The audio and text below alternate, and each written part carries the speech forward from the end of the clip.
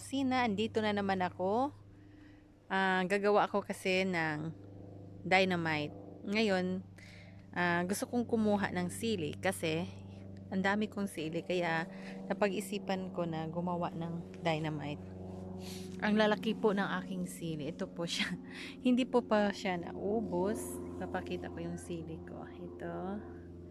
Pero ito, hindi ko siya pwede kasi ano siya, yung hindi siya straight. Ang gusto kong gagawin na dynamite, ito. Ganito po, yung kukunin ko na sili. Ang hirap naman ito. Ito po.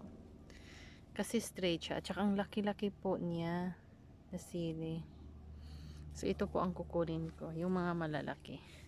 So, kukunin ko. Ito malaki siya. Pero hindi siya straight. Pwede na naman ito kaya kahit hindi straight. Kasi naman, bakit siya naging ganito? Ito po, oh, malaki siya. Tama na ito. Kasi marami na din siya eh. Yung kinuha ko lang yung mga malalaki. Dito na po siya, oh. Ito, nandito na. Marami na akong nakuha. Pero marami pa rin bunga. Hello mga kakusina, andito na naman po ako upang magluto ng isang appetizer. Po natin ay giniling. Ito ay kalahating giniling na baka at kalahating giniling na baboy. Mozzarella cheese. Ang ating spring rolls na wrapper. Ang ating sili. Ito natin ay ang ating giniling. Bawang. Sibuyas. Paprika. At saka konting carrot. So, andito na po, magpainit na po tayo. Lagay po tayo ng konting oil.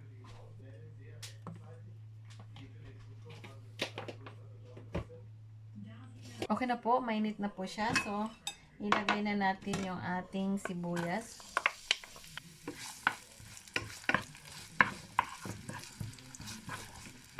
Pero ilagay ko na itong ating bawang kasi ano na yan. Gusto ko siyang sumabay na mag-brown. Hindi pa po. Medyo nag-brown na po siya.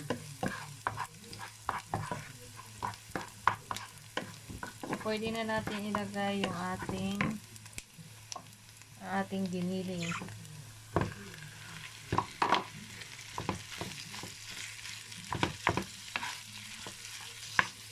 So, lagyan natin ng ating pampalasa. Pwede na naman lagyan.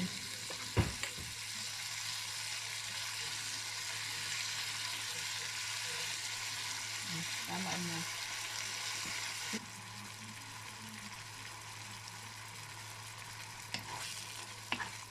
Natin yung ating carrots.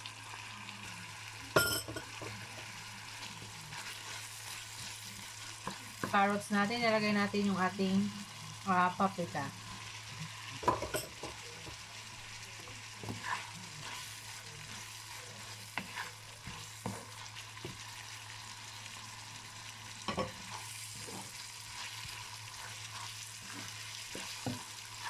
Po siya, luto na po yung ating giniling na may carrots at may so, po natin siyang lumamig, saka natin siya ibalot sa ating lumpia wrapper at saka sa ating sili. So,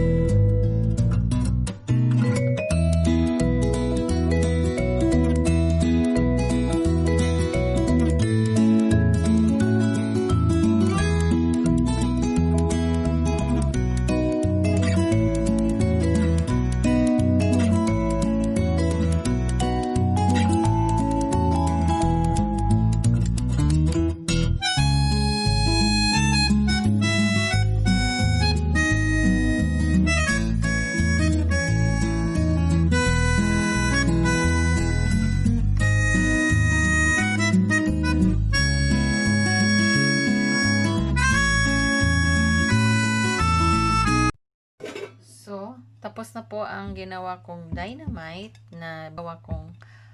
ang nagawa ko pong dynamite is 11 pieces. Tapos, mayroon din akong nagawang lumpia. Binalot ko po siya ng lumpia kasi meron pang naiwan. Tapos, itong lumpia na ito ay kakaiba. Yung giniling nilagyan ko po ng cheese. So, pipirituhin na po natin ito. Maglalagay na po ako ng oil.